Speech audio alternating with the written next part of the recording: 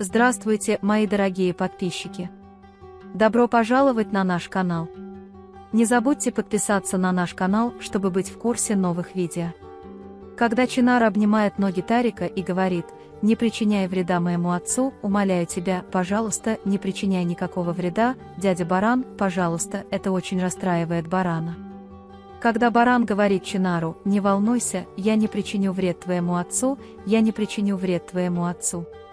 Когда Чинар говорит: «Ты плохой, ты не мой герой», и Дилан, и Баран опустошены. Когда Чинар спрашивает Тарика: «С тобой все в порядке, папочка?» Тарик отвечает: «Со мной все в порядке, сынок, не волнуйся». Когда Чинар говорит: «Я так боялся, что с тобой что-то случится», Тарик говорит: «Не бойся, сынок, со мной все в порядке, пойдем домой», берет его на руки и уходит, пока Баран и Дилан смотрят беспомощно сзади. Они не могут больше стоять, падают на землю и кричат: «Сын!». Когда Дилан спрашивает: «Мы снова потеряли сына», Бэрон отвечает: «Нет, это еще не конец, я заберу у них сына», и они громко плачут. Когда Джейда шепчет Гэджи Хассер: «Мама, а что, если они узнают правду или то, что произошло с самого начала?» Госпожа Хаджер говорит: «Они не узнают, я приняла все меры предосторожности, так что не говори вот так на публике». Пока все ждут их в особняке, в особняк приходит Тарик Чинар с ним на руках. Берфин немедленно бежит, забирает Чинара из рук Тарика, пока он спит, и уводит его в свою комнату. Бэрон и Дилан приходят за ними и говорят: «Вы немедленно покидаете этот особняк». Когда Тарик спрашивает: «Что ты скажешь Чинару, как ты объяснишь эту ситуацию, чтобы не идти», Баран хватает его, говоря: «Ты уйдешь, я объясню это моему сыну, ты не позвонишь ему». «Снова мой сын, он мой сын». Господин Кудрет говорит: «Хватит, очевидно, что Миран – наш сын, но мы сядем и поговорим о том, что делать дальше». Когда Барану трудно его контролировать, он вытаскивает его в сад. Бэрон разбрасывает повсюду осечки. Баран, мой сын, которого я скучала много лет, называет кого-то другого отцом, я терпеть не могу, я умираю, стоя как дерево, никто меня не видит, я устал, папа, все будет хорошо, я хочу сказать, что я твой отец, плачет он в объятиях Кудрет-бея. Господин Кудрет, я тоже перенес эту боль. Мой сын, он тоже плачет, говорит, что это пройдет, не грусти. Когда госпожа Азади говорит Дилану: «Слава Богу, моя дочь, по крайней мере, ты нашла ее, скоро ты сможешь легко поцеловать и понюхать ее ребенка», Дилан говорит: «Я надеюсь на это». Пока Чинар спит, Берфин разговаривает с ним и любит, что то, через что ты пройдешь со своим маленьким телом, очень тяжело, мне хотелось бы сделать что-нибудь для тебя, хотелось бы, чтобы все было не так. Когда приходит Дилан, он уходит в комнату. Дилан грустно плачет у постели Чинара, потому что, пока я пропадал и все это время искал тебя, оказалось, что ты был прямо у меня под носом. Госпожа Азади говорит: «Смотрите, вы наконец-то нашли своего ребенка, пусть это будут ваши слезы радости». Когда Дилан выражает обеспокоенность тем, что он может рассердиться на меня за то, что я все это время не находил, госпожа Азади поддерживает его, говоря: «Не волнуйтесь, скоро все будет хорошо». Дилан говорит: «Надеюсь», мама Азади садится на корточки у кровати Чинара и говорит: «Мой дорогой сын, с этого момента я всегда буду с тобой, ты будешь видеть меня каждый раз, когда откроешь глаза, я тебе обещаю». Когда Джейда спрашивает, что нам теперь делать, нас выгнали из особняка, госпожа Хаджер отвечает: «Это не так просто, этот особняк тоже наше право. Баран будет знать свое место, посмотрите, что он сделал с моим сыном». Когда Тарик сказал: «Не волнуйся, мы никуда не пойдем, я не оставлю им своего сына», Джейда разозлилась, потому что ты все еще называешь ее моим сыном, и Хаджер согласился с ней и сказал: «Все это произошло из-за твоей преданности ей. Ты все еще называешь ее моим сыном», и она злится: «Оставь этого ребенка в покое». Но Тарик говорит, что его не волнует особняк, компания или светлость, кроме Чинара. Когда Баран приходит к Дилану и говорит, что боится, что Чинар никогда больше не захочет смотреть ему в лицо, Дилан говорит, что ты его герой, давай подумаем о вещах, которые сделают нас счастливыми. Когда Бэрон говорит, что отныне ничто не сможет сделать меня счастливее, чем тихая и мирная жизнь, Дилан говорит: «Мне то же самое, и мы вместе решим эту проблему». Когда отец Дилана говорит: «Давайте приготовим любимое печенье Мирана», он через многое прошел, он голоден, его мать отвечает: «Давайте приготовим печенье барана», и они достают ингредиенты и начинают их готовить. Когда Дилан спрашивает: «Разве наш сын сейчас не жив?», они пытаются поверить, что это не сон, потому что Берон жив и с нами. Когда Берфин и Акиф встречаются, Берфин говорит ему, что баран выгнал их из особняка и что он не знает, что делать, но и дает ему право. Акиф баран очень прав, он спрашивает: «Должен ли я поговорить с бараном, чтобы ты остался в особняке?» Когда я говорю, что не хочу отделяться от Чинара, Акиф говорит, что нет необходимости вносить ясность, давайте проясним, кем мы будем, тогда мы увидим, я здесь, когда я вам понадоблюсь. Оставляя Акифа Берфина в особняке, Джейда видит их и говорит: «Вы их увидите». Когда Чинар приходит на кухню, пока Дилан достает печенье из духовки, Дилан сразу же пытается дать ему печенье, называя его отцом и говоря: «Тарик, сэр, сынок». Когда она сначала думает, что Берон звонит ей, они с Диланом снова разочаровываются. Затем Берон говорит: «Мой сын боится меня и убежал от меня». Дилан говорит, что поймет только потому, что он сбит с толку.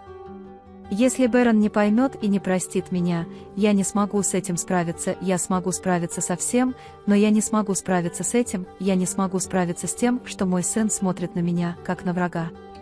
Его глаза наполнятся слезами, если он станет таким же ребенком, как Тарик, который ненавидит своего отца. Пока госпожа Азади благодарит и молится в саду особняка, госпожа Хаджер приходит и спрашивает: «Почему вы не остановили барана и почему вы не высказались, когда он выгнал нас из особняка?» Когда госпожа Азади говорит, что ваш сын похитил сына барана и этому нет прощения, госпожа Хаджер говорит: «Не делайте этого с нами, не заставляйте нас снова пережить то же самое, поговорите с бараном и заставьте его сделать это снова. Нарушить свое обещание». Госпожа Азади покидает барана, говоря, что если он скажет, что пойдет, то он пойдет. Дилан приходит к барану Акифу и, когда он вешает трубку, советует ему провести исследование о докторе, который сообщил о ребенке в могиле. Он отправил еду, которую приготовил для Чинара, вместе с Тукбой. Когда он говорит, что хочет поцеловать, понюхать, обнять и завернуть ее на случай, если он не съест ее, если возьмет ее сам, баран говорит, что мне бы хотелось, чтобы мы могли это сделать, но это так. Слишком рано для этого, Миран слишком молод, чтобы понять. Когда он говорит: «Давайте обратимся за помощью к детскому психологу», он достаточно замотался, так что больше не заморачивается. Дилан говорит: «Вы правы, психология моего сына важнее всего остального».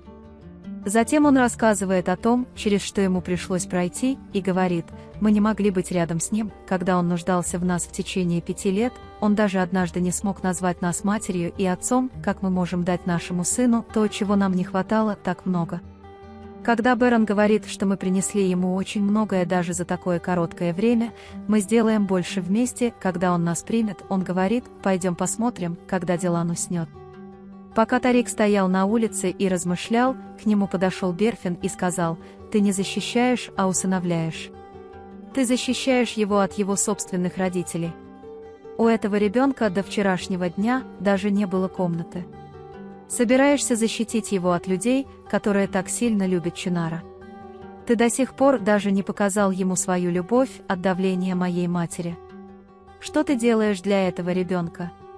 Когда он говорит: «Ты не знаешь, что он жив, ты не знаешь, что он не может спать по ночам, что ему страшно», расстраивается Тарик. Он заходит внутрь и говорит: «Я ожидаю, что ты будешь со мной, несмотря ни на что». Баран и Дилан приходят в комнату Чинара, пока он спит.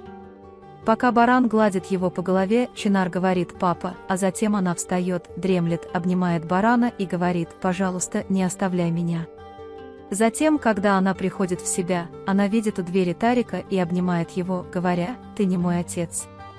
Затем Тарик поворачивается к Дилану и барану и спрашивает: «Что вы делаете? Вы напугали ребенка».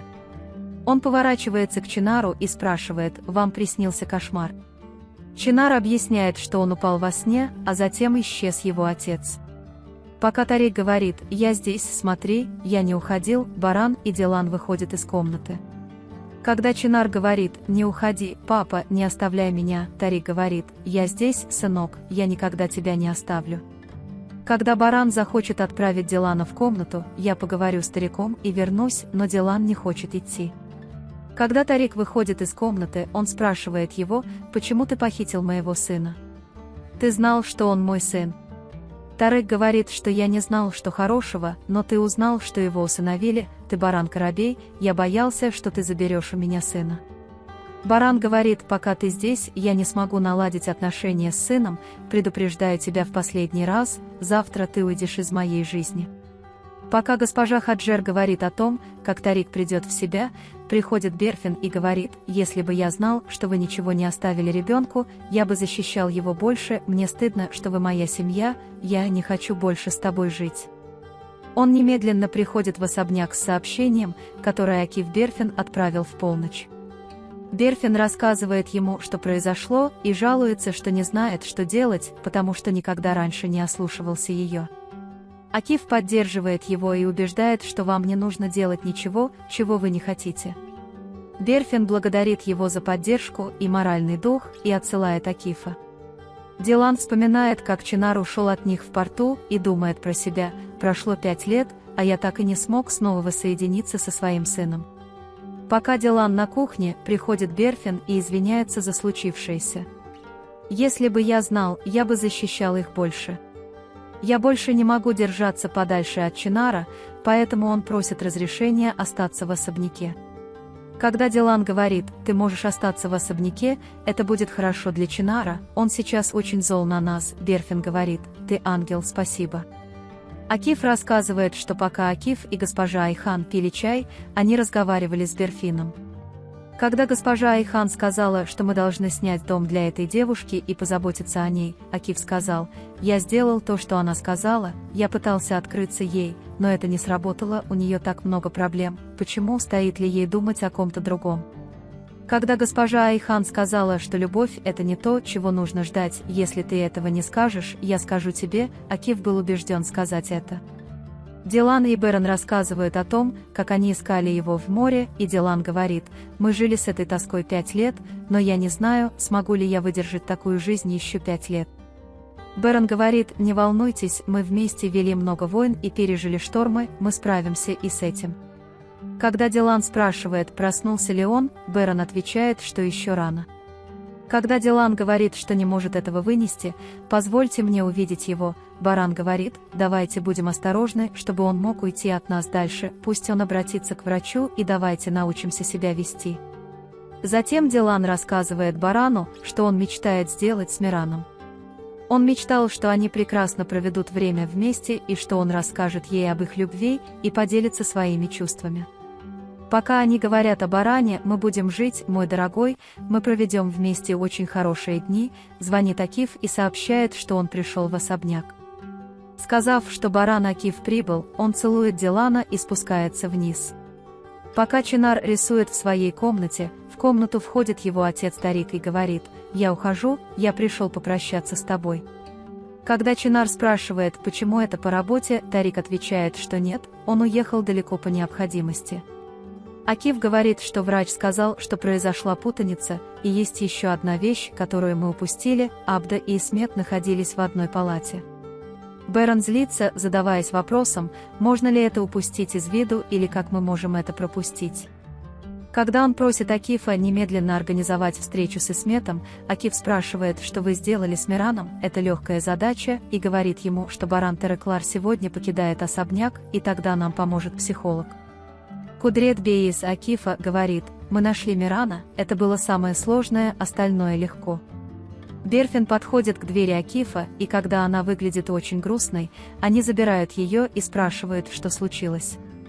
Я попрощался со своей семьей, Берфин, но никто из них даже не взглянул на меня. Даже мой брат плакал и говорил мне, что я ничего не делал, они принесли сюда события. Госпожа Айхан обнимает ее, чтобы она не волновалась, мы поддержим вас, чтобы вы не решили. Пока Тарек складывает свои вещи в машину, госпожа Хаджер говорит: вы будете видеть, как они приходят и уходят каждый день. Тем временем Чинар бежит и обнимает Чинара, называет его отцом и говорит: ты не собирался оставлять меня, я пойду с тобой. Когда Чинар спрашивает, почему, Тарик отвечает, что твой дядя Баран не позволяет тебе пойти с нами. Чинар поворачивается к Барану и бьет его по ногам, говоря: «Мой отец бросает меня из-за тебя, я ненавижу тебя». Вы можете поделиться своим ценным мнением в разделе комментариев. Не забудьте подписаться и включить уведомления, чтобы видеть больше видео. Увидимся в следующем видео. Береги себя. До свидания.